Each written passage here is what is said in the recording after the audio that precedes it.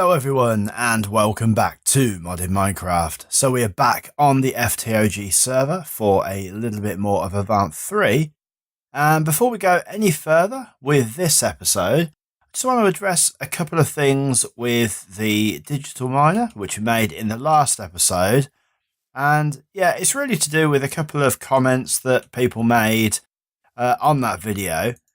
Now, if we just go into this for a minute, first of all, if we just sort of reset this and go into the config, the actual level of the mining dimension for a start off, you can see in the minimap is 80, and this is currently only configured to, well, it was configured to 60, but I've now set that to 80. But yeah, you can just change this how you want it. So that is now sort of getting the top 20 layers of that as well.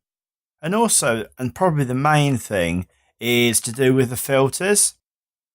Now, I was using the item stack and that was working, but I was kind of missing a sort of a whole bunch of ores really. In particular, when you think about something like the copper, which has got maybe sort of 2 or 3 different mods in the pack which are producing copper, I was only sort of getting one type.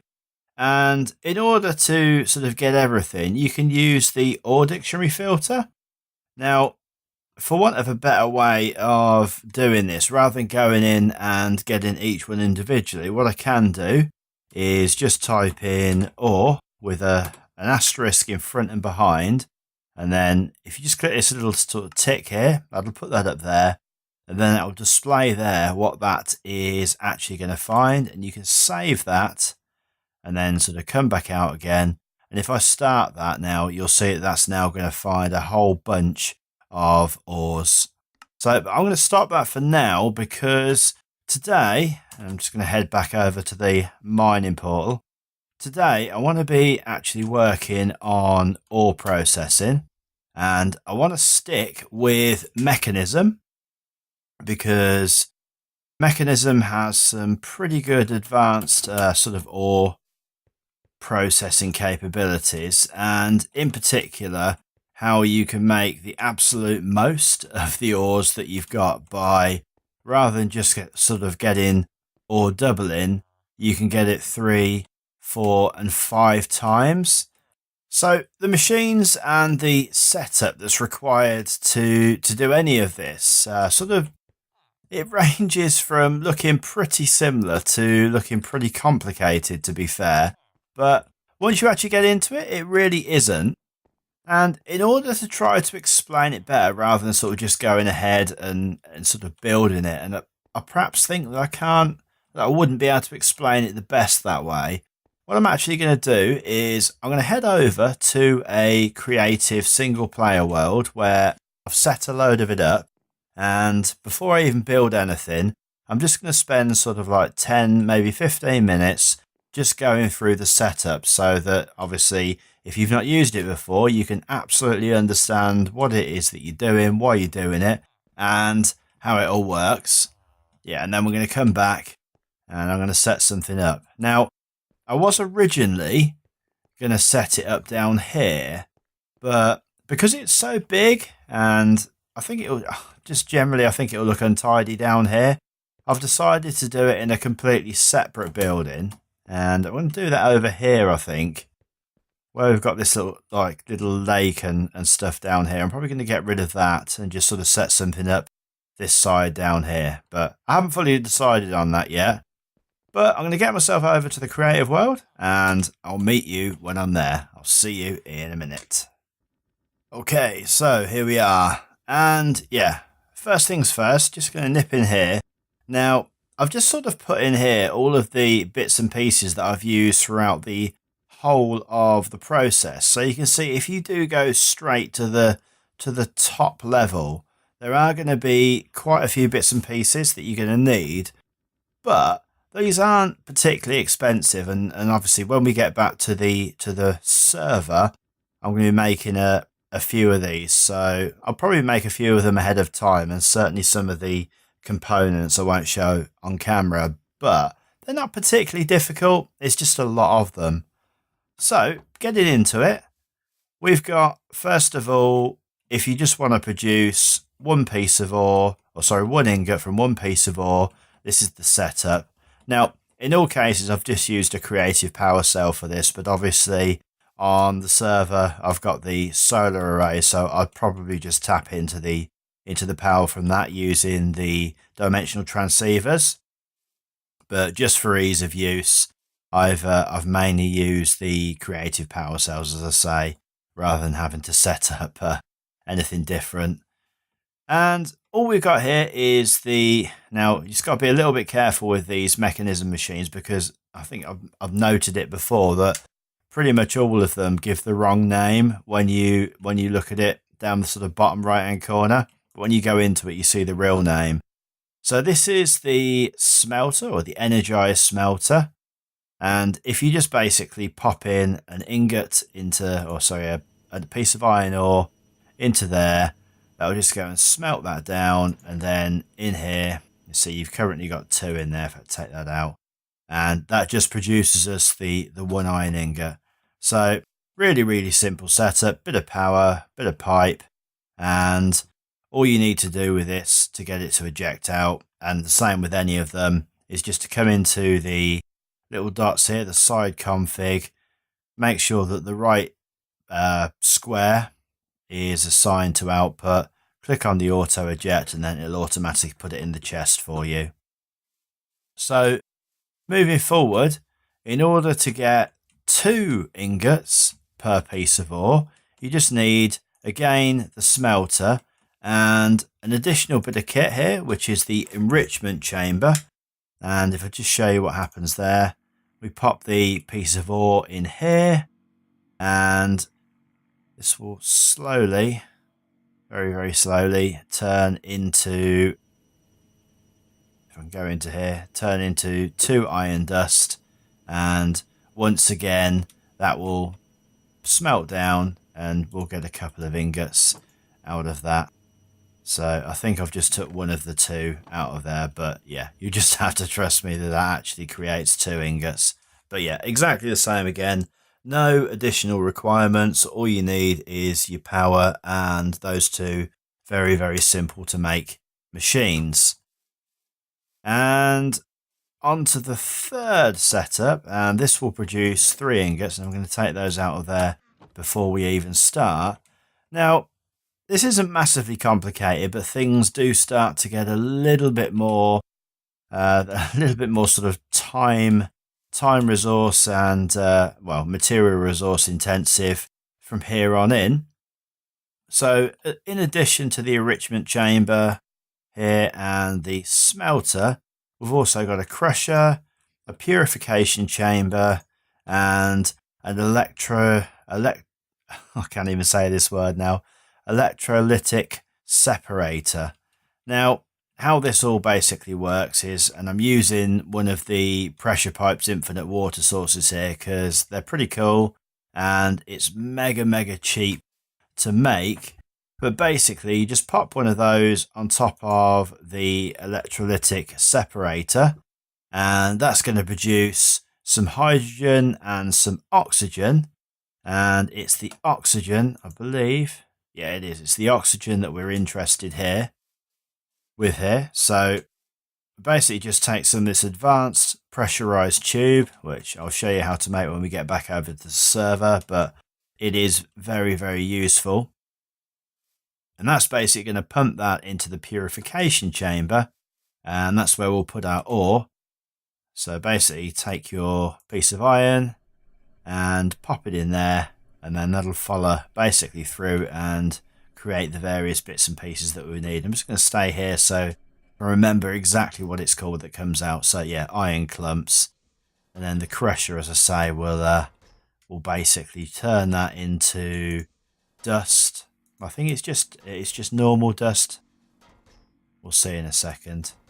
Dirty iron dust, then that'll enrich into normal dust and then into an ingot.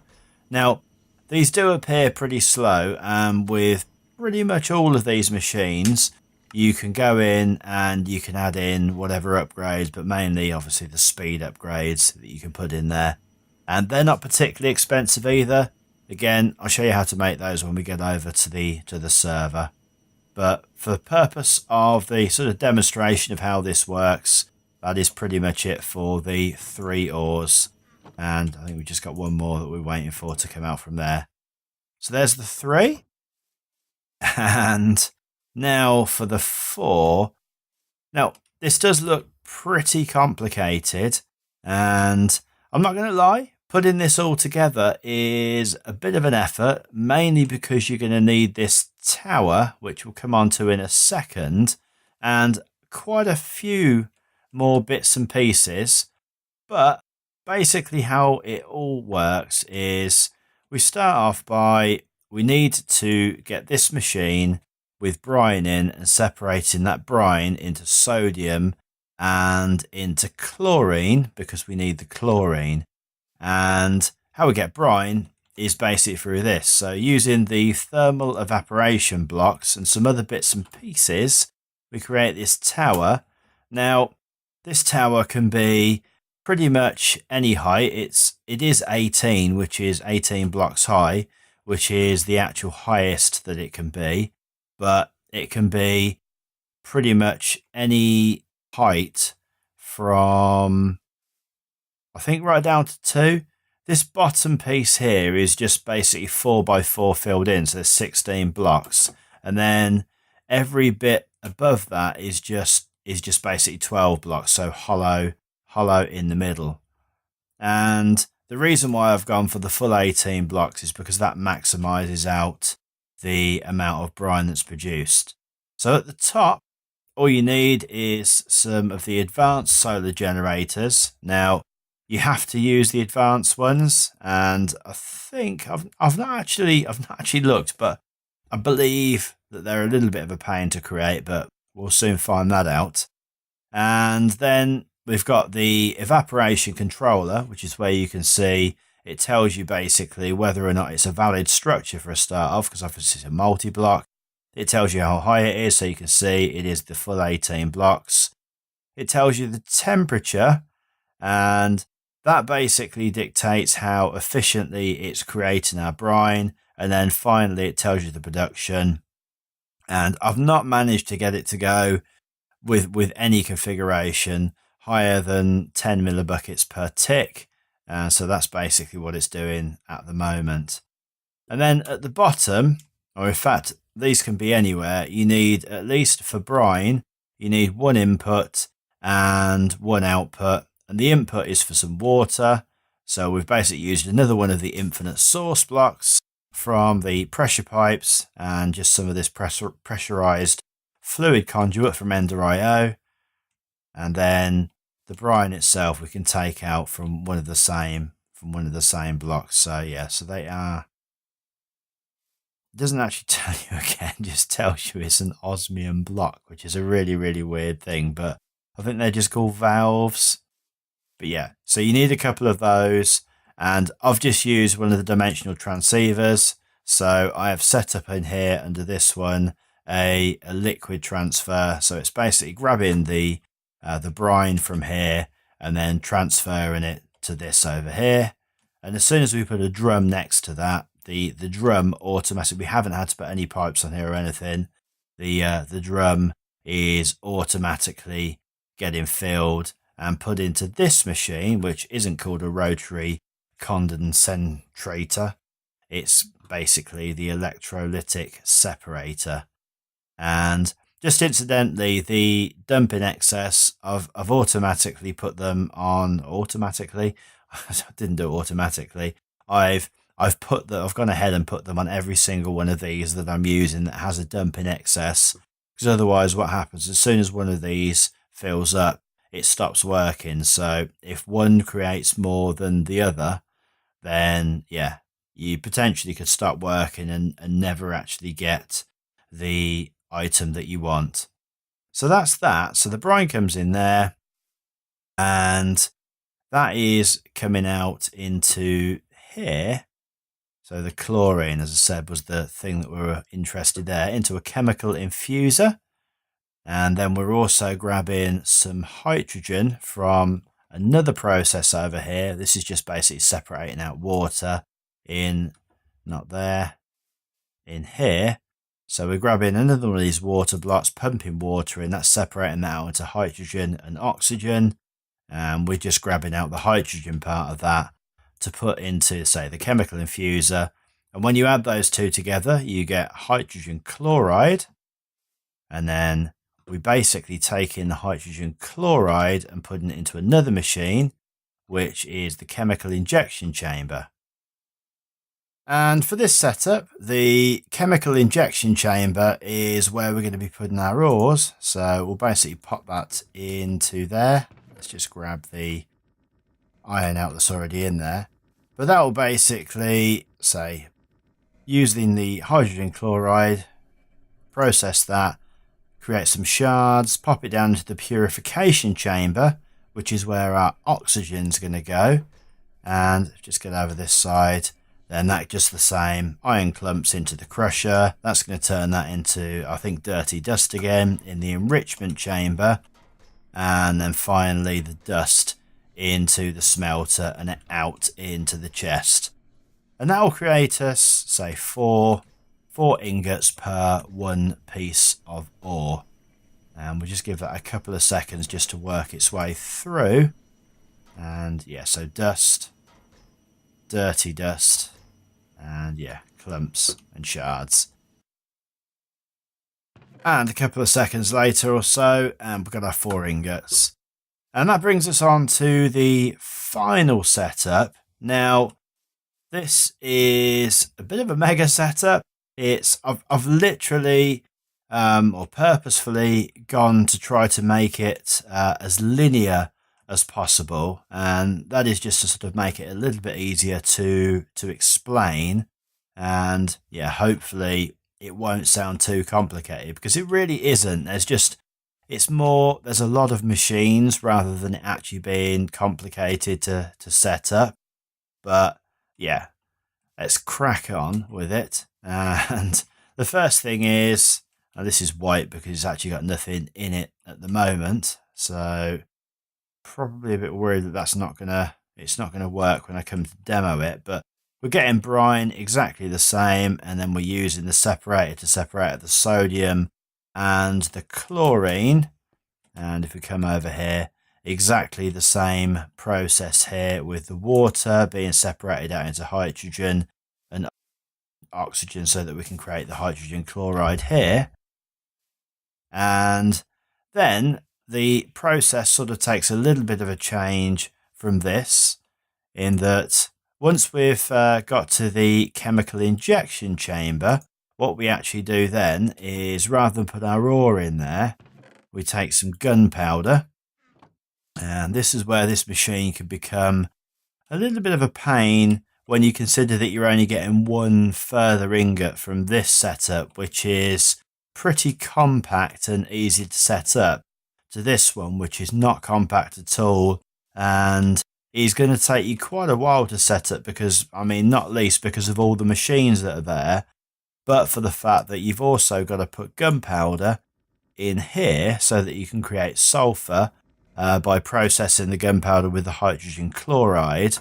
And obviously, in order to get gunpowder, you've either got to have a massive source of gunpowder through something like the agricultural expansion, or you've got to have a decent, say, sag mill setup or something like that, where you can turn cobble into gravel, into flint, and eventually into gunpowder that way. Or maybe even bees, I don't know. But that is basically going to, if I come over, can I get over this side? That is basically going to create some sulfur dust in here. Sorry about that for a second. And then that's going to come out, and what's it going to create? It's going to create sulfur dioxide in here. It's all working so fast that you can't see it. And then that sulfur dioxide gets poured into a chemical infuser, mixed with some oxygen, which I've drawn off from the machines down here, in order to create sulfur trioxide, as you can see there. And that then basically gets pulled along to a chemical infuser here. Now, just remind myself of what it is else that's being pulled into here. It's from this, and it's water. And I'm kind of wondering to myself why, oh why, there's no water being poured into that, which is a little bit weird, because it should all be coming into here. I think what we'll do is, just for the sake of making this a little bit easier, I think I've potentially got a few too many pipes on there. We'll just grab another one of these infinite water sources. Okay, so yeah, I've kind of temporarily fixed that, but that was a little bit strange because it was working earlier. The only thing that I can think of is that I maybe hit it with the Yeta wrench when I was messing about setting stuff up, and just knocked it out of alignment. But yeah, basically I'll set this back up again. So if we go in here, you can see it's now getting water. That is turning into water vapor, and that water vapor is being drawn off by one of the pressurized tubes into another chemical infuser. And we've got the sulfur trioxide going into there, and the water vapor going to the other side. And if you can just see, there's not quite enough there, but that basically creates a sulfuric acid, which is then drawn off into the distillation chamber, which is where we put our ores in. And then everything gets kind of familiar. After that, we're sort of back to where we were again.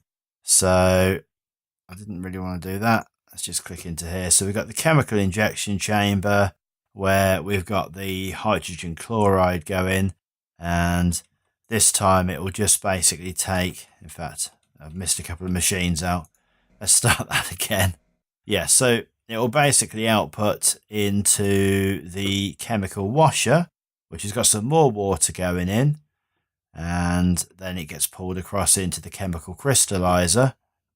And you'll see what the items are called as they come across. But yeah, then we get into the chemical injection chamber, and it gets pulled into there, and then into the purification, the crusher, the enrichment, and the smelter, and then finally out into a chest. So let's just pop into the right one. Let's just pop a piece of iron into here, and you should be able to see, I think it's called slurry, this one. It is. So there we go. So we get some iron slurry there. And if we go into here, we can see that is then making clean iron slurry, which is then, once that fills up, obviously need quite a bit of it in order to do that. That then creates us an iron crystal from the crystallizer, which again is then going to be worked down into shards. And then the shards will work into clumps, they'll be crushed, they'll be turned into dirty dust, into dust, and then finally iron ingots. Now, that's the basic setup. As I say, that is a massive undertaking, getting all those machines done and putting that all together. And to my mind, when you consider that the first four are pretty straightforward to do. As I say, the only difficult thing here is getting this tower thing set up. But yeah, so 4 ores, it seems okay, but the extra work that's four ingots, but the extra work involved to get an additional ingot, particularly when something on the Avant 3 pack where you've got, stuff like the Digiminer that can get you sort of massive amounts of ores anyway, it just seems a little bit of overkill. So when we go back, this is probably what I'm going to build, the sort of the four times or processing rather than the 5. I may upgrade this to the 5 at some point, but certainly not now. The only other things to note really is, in order to make these pipes work, first of all, you're going to need to grab yourself a configurator, and that works just simply by having it in your hotbar, selecting it, holding down the shift key, and then right clicking, and you'll change from basically none, normal, push and pull, and you want pull because it pulls it out of the machine. And then at the other end, you don't need to do anything. That will automatically work. And then annoyingly, some of these machines need to be together. It doesn't seem as though you can pull out the contents with any type of pipe. And I've tried all different sort of configurations of pipes. I've tried the Mekanism pipes, I've tried Ender IO, but the ones that I'm mainly talking about is this bunch here.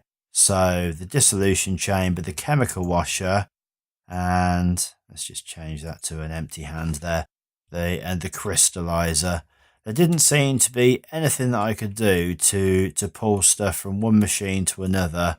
In fact, from the infuser as well, across there. Once it gets to the crystallizer, you can pull stuff across if you need with the Ender IO conduits, item conduits, for example. But yeah, that was definitely a problem. And in terms of the way that you place stuff down as well, you'll notice that a lot of these machines have been placed with me standing this way. And that is because you can turn the stuff around with a wrench, but rather than sort of like having to stand here and just pressing it and it turns, all the way around with each click, you kind of, I don't know, it just seemed to be a little bit more fiddly. You can't just do that. You have to sort of find exactly the face that you want, and then you kind of like move it towards you with a click. So yeah, it's not the best for that, just for sort of fiddling around with stuff. So, but yeah, play with it and you'll get a setup that you like. But yeah, I like my stuff to be pretty linear, so I'll probably messed around with it a bit more than I need to. Some people have it stacked. Some people have it so that it takes up quite a big area. I mean, I didn't really need to have two water sources here. I still could have took this water source over as I had originally. And I do like to try to sort of like maximize on the bits and pieces that I'm using rather than sort of duplicating stuff. But yeah, that's fine. So that is how they all work, and I hope that has been clear enough for you to at least get a little bit of an understanding of what's involved with each one. As I say, the first sort of three, potentially the first four, I mean, they are pretty simple. It's only this last one where there's a whole bunch more machines where it's potentially a little bit more difficult. But yeah, enough waffling. I'm going to head back over to the server and we'll see about getting certainly this one set up. So I'll see you in a minute.